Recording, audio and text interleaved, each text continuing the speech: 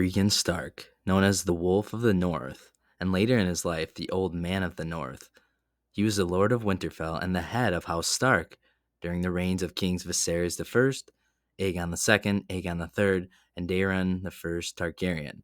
He briefly served as Hand of the King for Aegon III after the Dance of the Dragons, a series of only days that is also known as the Hour of the Wolf. Here is a complete background of Cregan Stark.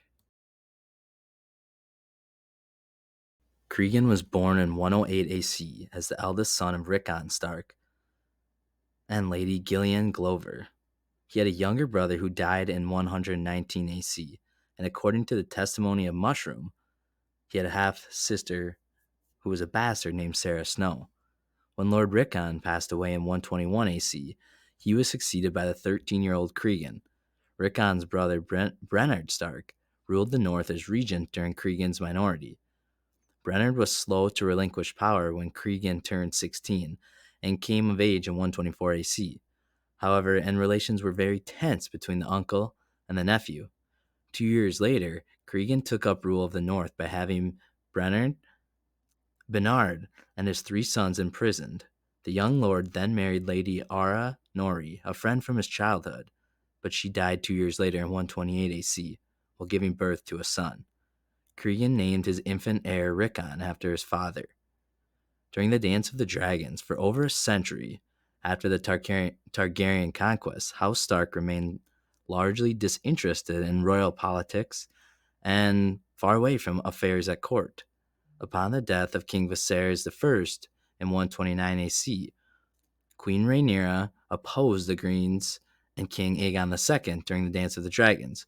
So, if you don't want any spoilers for House of the Dragon Season 2, do not keep listening. Jacaerys Velaryon, Prince of Dragonstone, was sent to gain additional support for his mother Rhaenyra's claim to the Iron Throne. After flying on his dragon Vermax to the Eyrie, Sisterton, and White Harbor, Jacaerys arrived at Winterfell to negotiate with Lord Cregan. According to Grand Maester Munkin, Cregan and the prince got along very well, as Jace reminded Cregan of his late younger brother. After spending some time drinking, hunting, and training, both those two swore an oath of brotherhood.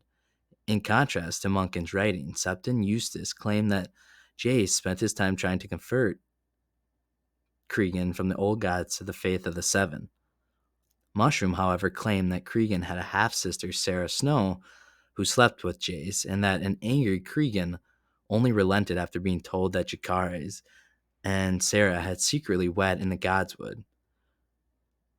Roderick Dustin, the Lord of Barrowton, commanded the first host of Northmen who marched south, known as the Winter Wolves, older men who feared a long winter. Roddy the Rune's host helped the Blacks achieve victories over the Greens in the Riverlands, but the Winter Wolves were eventually lost in the First Battle of Tumbleton. Desmond Manderley, the Lord of White Harbor at the time, also sent soldiers by sea to support Rhaenyra. The White Harbor men were led by Desmond's 2 sons, Sir Medric and Sir Torrin Manderley. Jace was eventually killed in the Battle of the Gullet, and Queen Rhaenyra fled King's Landing after the storming of the Dragon Pit. While Rhaenyra was at Duskendale in 130 AC, Cregan sent word from Winterfell that he would gather for her host of 10,000 Northmen, although their march south would need to wait until the last harvest before winter was brought in. Although King Aegon II returned to King's Landing to rule, Lord Stark honored his word to the Blacks and marched south with the second northern host in 131 AC after Rhaenyra was slain. Eustace claimed Cregan had 20,000 men, while Munkin believed the number to be only 8,000 men. While the Northmen were still on the march, the Rivermen defeated Boros Baratheon, who was the Lord of Storm's End at the time in the Battle of the King's Road, and Aegon II was soon poisoned in the capital. Although they were allies, the Northmen outnumbered the Rivermen when they reached King's Landing, and the lads were intimidated by Cregan. Many of his Northmen were childless, homeless, unwed, or younger sons marching to war to spare their families from supporting them in winter. Lord Stark intended to continue the war by marching on Storm's End, Old Town, and Castley Rock, the powerful seats of the Greens. Cregan had many members of court imprisoned for the murder of King Aegon II, although he had been Aegon's foe during the dance. Cregan objected to a monarch being killed by poison instead of in battle. Cregan held court in the Red Keep for 6 days, a time which is known as the Hour of the Wolf, with the 11-year-old Prince Aegon the Younger, the son of the late Queen Rhaenyra Targaryen. The remaining Green Lords sent word of their disinterest in continuing the war, and women at court encouraged peace as well. Lord Stark reluctantly agreed to not march on the castles of the Greens, although he insisted that the murderers of Aegon be held accountable. In order to administer justice, Cregan was named Hand of the King by Prince Aegon the Younger. And ruling from the foot of the Iron Throne, Cregan allowed Septon Eustace to be released but condemned Grand Maester Orwyle. 22 lesser individuals were also marked for death by Cregan. He also condemned the soldiers from House Strong who had freed Lady Baela Targaryen from imprisonment, but he agreed to spare them when Baela brandished a sword in their defense. Cregan also condemned Corlys Velaryon, the Lord of the Tides, who said he had acted for the good of the Seven Kingdoms, and Larys Strong, Lord of Harrenhal, who refused to offer a defense. Baela and her sister Rhaena convinced Prince Aegon to spare Corlys, however, to which Cregan did not like.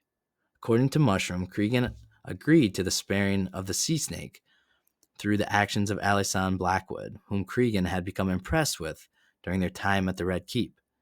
In return for Corlys' life, Black Aly agreed to marry Cregan, who was a widower.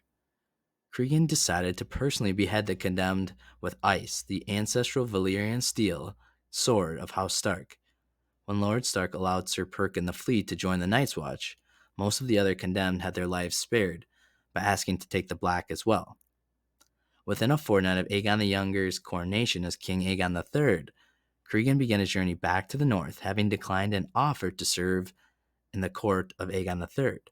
Many of the Northmen who had marched to King's Landing with him remained in the south, however choosing to wed women of the Riverlands at the widow fairs, or taking up service as guards and men-at-arms. Upon his return to Winterfell in 132 AC, Cregan wed Alysanne Blackwood. Her nephew, Benjico Blackwood, was in attendance. Later that same year, the North was one of the first regions struck by the winter fever, which continued through 133 AC. The plague eventually spread to most of Westeros as far south as the Blackwater, but it was noted to be much more aggressive in cold climates. When it spread to King's Landing, it killed 1/5 of the city. Thus, the death rate was apparently much greater in the north, where White Harbor and Barrowton were hit the hardest. With the north so badly weakened from winter famine and the devastating sickness, the wildlings from beyond the wall seized on this opportunity, and they launched major raids to the south. In 133 AC, a wildling chieftain called Silas the Grim led a large force of 3,000 to force their way south of the wall at Queensgate. Afterwards, they proceeded to plunder the lands of the Gift. Cregan rode forth from Winterfell and rallied what able-bodied men were left to his banner. Glovers of Deepwood Motte, Flints and Norries from the Hill clans, and 100 rangers of the Night's Watch. Cregan's combined force then hunted down and destroyed Silas's raiding party. After the death of Queen Jaehaera Targaryen later in 133 AC, Cregan objected to the suggestion of Onwin Peake that Aegon III should wed his daughter Muriel Peake. Aegon III granted many rewards to Cregan, although a Targaryen princess never did marry into House Stark. Cregan once fought Prince Aemon the Dragon Knight, who praised his skill by stating he never faced a finer swordsman. His second wife, Alysanne Blackwood, bore him 4 daughters, though Rickon, his son and only child by his first wife, was his heir. At some point later in the decades, Alysanne died, and Cregan remarried for a third time to Lyanna Stark.